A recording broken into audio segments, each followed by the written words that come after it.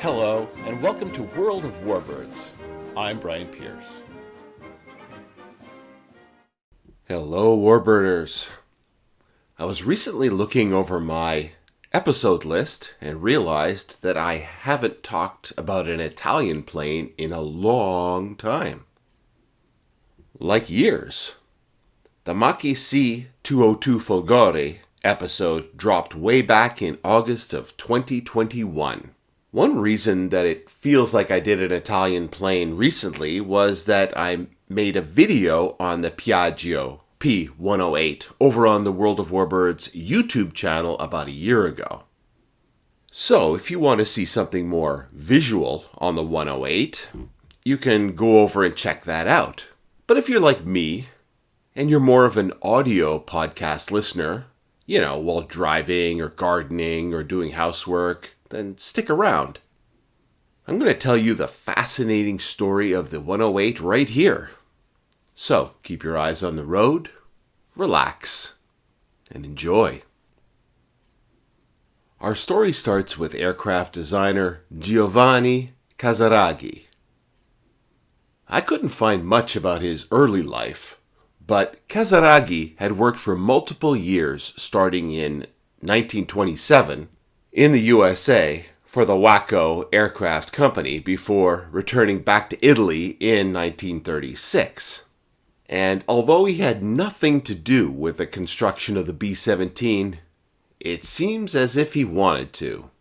Because from the moment he got back to Italy and started working for Piaggio, he started designing an aircraft that looked as if it could be an Italian cousin to the big Boeing.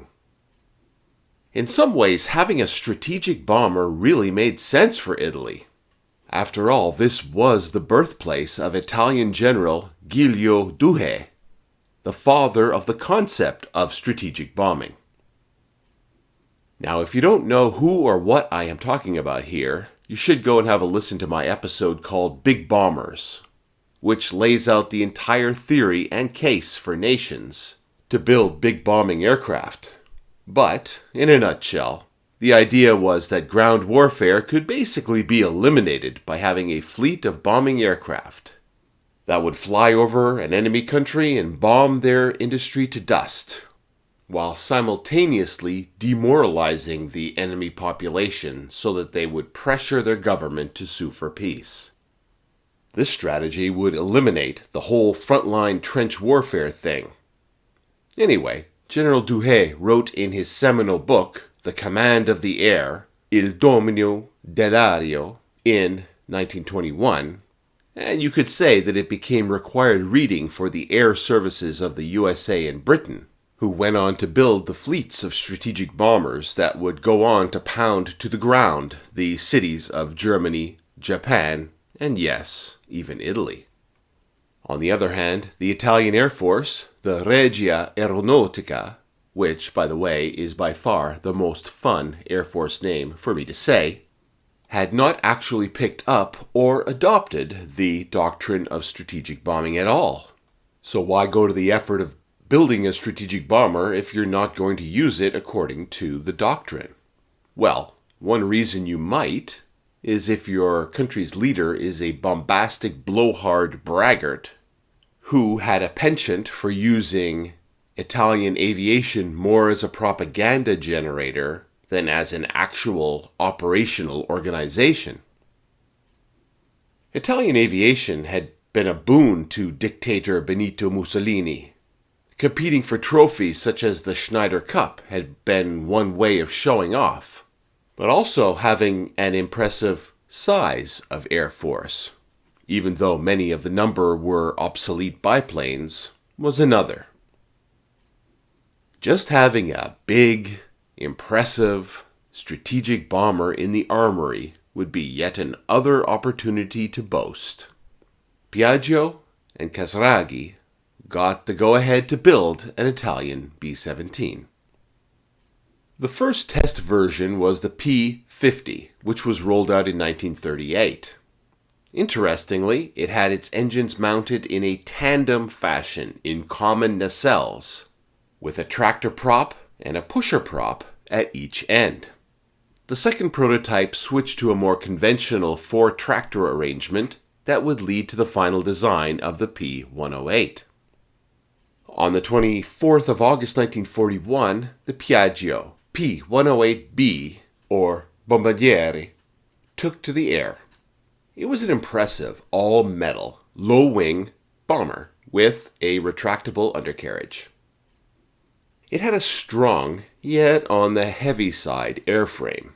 It was powered by four air-cooled, 18-cylinder Piaggio P12 radial engines. These engines were actually made by putting together two 9-cylinder Piaggio P10 engines in tandem and turning a 3-blade constant-speed propeller. These engines produced an impressive 1,500 horsepower at takeoff, but were hampered by reliability problems and also had to work really hard to haul the chunky aircraft into the air. 12 self-sealing fuel tanks held 3,100 US gallons of fuel, and 8 oil tanks, that's 2 per engine, carried a total of 90 US gallons of oil to keep those engines lubed. The 108 had a crew of 8. The multi-stepped nose saw the 2 pilots in the top step cockpit with a gunner in the next one down, and finally the bombardier in the lowest step. The P-108 was defended by 8 Breda SAFAT, or SAFAT, I'm never sure how that's pronounced, machine guns. One was in the nose, and other in a retractable ventral turret. There were also 2 waist guns. There was no tail turret, but the 108 had a very interesting remote-controlled, hydraulically powered turret out on each wing behind each outer engine wing nacelle. These turrets were controlled by a gunner in one of the 2 cupolas in the fuselage hump. It reminds me of the remote-controlled gunnery setup on the B-29, although I have no idea if it was as advanced. I know it's a little hard to visualize this, so maybe go on over to the Patreon page to check out the images that I've placed there for you. In its internal bomb bay, the P-108 could carry 7,700 pounds of bombs in a mix, and depending on the target, could carry a smaller number of 550 or 1,100 pounders, or larger numbers of 220 or 110 pound weapons. In the design competition for the heavy bomber, the 108 finished second in performance to Kant's submission, but finished first on price. So, Piaggio got the contract. Now, this is the time where usually we talk about impressive orders being placed and large numbers of aircraft beginning to roll out of factories. But that is not the story of the 108 at all.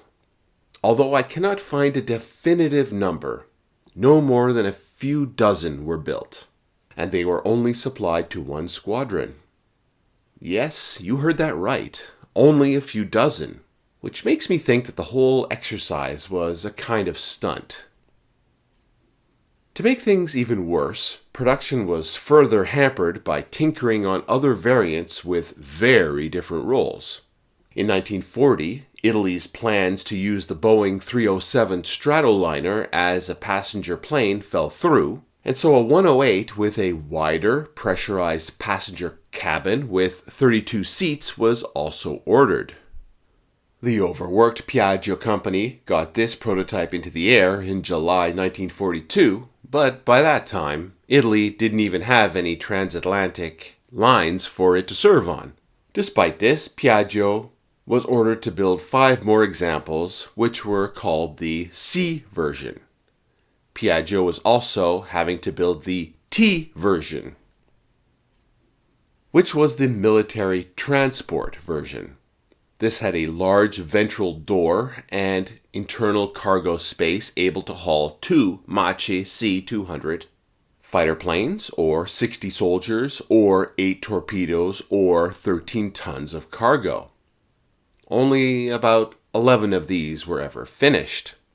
Lastly was the A, or artiglieri, anti-shipping version. This had an internally mounted 90mm cannone with 50 or 60 rounds per gun. It could also carry 3 torpedoes. They only built one, and it was never used operationally. Speaking of operations, the 274th Squadriglia, the 274th Squadron, began receiving the 108 in 1941. And the unit did have troubles transitioning to the heavy machine. There were several accidents, the most notable of them involving the son of Mussolini himself. On the 7th of August 1941, Bruno Mussolini, who was the commander of the Squadriglia, crashed into a house and was killed. P-108Bs were used in the Mediterranean and North Africa, and first participated in a raid against a destroyer on the 6th of June 1942. 10,350 pounds of bombs were dropped with no hits at all. Soon after, 108s hit Gibraltar on a night raid on the 28th of June 1942. This first raid was pretty disastrous. To the attackers! One aircraft turned back due to engine trouble, and then, although the target was hit, the remaining 4 aircraft ran low on fuel and were forced to make precautionary landings in Spain, and one crashed on return to Italy. 108s fought in North Africa during the Allies' Operation Torch. They did some damage flying night raids, but also suffered losses to bowfighters. Without any prompt replacement coming, the unit was forced to withdraw from the battle. The 108 was last used in Sicily when the squadron had 8 machines. In 12 sorties, 2 108s were lost and 2 others were badly damaged by night-fighting bowfighters and mosquitoes. With the armistice on the 8th of September 1943, some 108s were sabotaged, while the rest ended up with the Luftwaffe, these being used as transports on the Eastern Front. As far as I know, there are no survivors. One element of the 108 that would live on and prosper was its APU putt-putt type starter motor. In Italy, after its departure from the war, the airplane factories were ruined. But Italians still required transportation. With the economy crippled and the roads in a disastrous state, it was thought that perhaps a new auto industry might be too ambitious at that moment. But in 1944, Piaggio set their engineers on a task to build something a little more manageable, a motorcycle. The original prototype, which was known as MP6, had handlebar-mounted controls and the enclosed bodywork with a tall front splash guard. The MP6 had a step-through design rather than a sit-on-top look of most motorcycles. The wheel was driven directly from the transmission, eliminating the chain drive and oil and dirt associated with that. The engine powering the new scooter was supposedly the former APU starter motor from the 108 bomber. Supposedly, when Enrico Piaggio first saw the new scooter, he said, "It looks like a wasp," which in Italian is "sembra una Vespa." And the legendary Vespa scooter was born. So check out some photos of the scooter and the P.108 over on the Patreon page. Remember, Patreon supporters get bonus episodes, early access to episodes, and an increased say on future episodes. Until next time.